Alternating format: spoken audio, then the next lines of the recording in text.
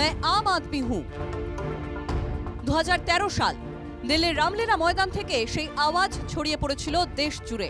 রাতারাতি আম আদমি পার্টিতে নাম লেখাতে নেমেছিল জনতার ঢল। এদের দলে যেমন ছিলেন বিদেশের বিশাল অঙ্কের চাকরি ছেড়ে দেশে ফেরা মানুষের দল, তেমনই ছিলেন দেশের মধ্যবিত্ত সমাজের এক বিশাল অংশ, যারা রাজনীতির পাকচক্রে দেশ ও সরকারের কাছে তাদের ন্যূনতম অধিকার রক্ষার আশাটুকু হারিয়ে ফেলেছিলেন। অরবিন্দ কেজরিওয়াল প্রকৃত অর্থেই হয়ে উঠেছিলেন আম আদমির মসিহা। 2013 সালের পর ক্যালেন্ডারের পাতায় এখন 2025।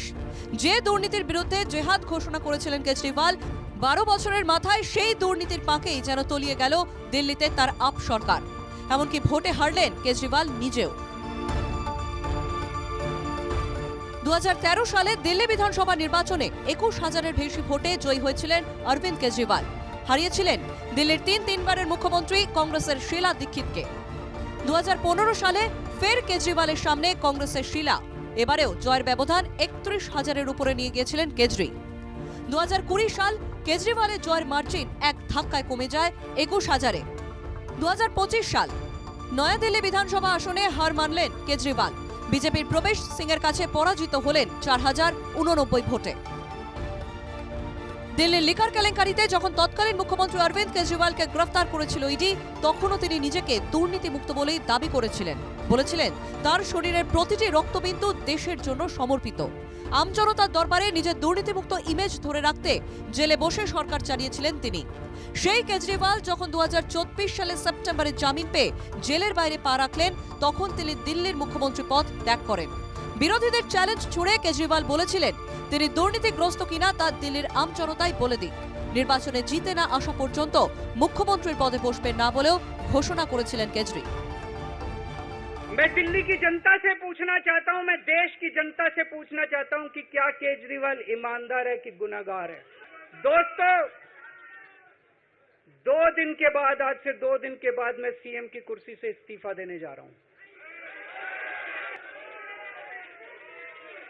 और मैं तब तक सीएम की कुर्सी पे नहीं बैठूंगा जब तक जनता अपना फैसला ना सुना दे। मैं जनता के बीच में जाऊंगा, गली गली में जाऊंगा, घर घर में जाऊंगा। প্রাক্তন আইআইটিয়ান, সেখান থেকে সরকারি কর্মী, সেখান থেকে আরটিআই অ্যাক্টিভিস্ট, আন্না হাজারের লোকপাল আন্দোলনের অরবিন্দ কেজরিওয়াল ছিলেন সর্বক্ষণের সঙ্গী। দুর্নীতির বিরুদ্ধে লড়াইকে হাতিয়ার করে রাজনীতিতে নামা কেজরিওয়ালকে সেই সময় সমর্থন করেননি আন্না হাজারে। 2025 সালে দিল্লিতে আপ সরকারের পতন এবং কেজরির হারে প্রবীণ আন্নার মুখে যেন মুচকি হাসি।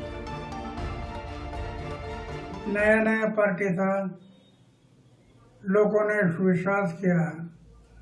आगे चलकर शराब के बाद शराब के दुकान निकालना, शराब के बिक्री के दुकान बढ़ाना, पैसा सामने आ गया और उसमें से वो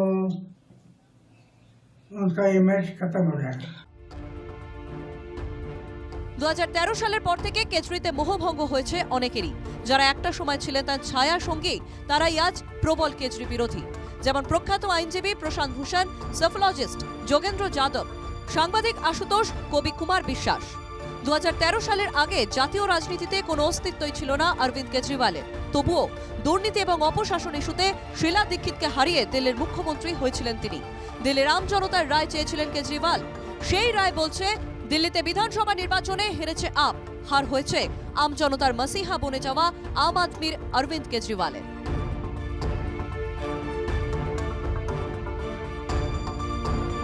ব্যুরো রিপোর্ট, এনকেটিভি বাংলা।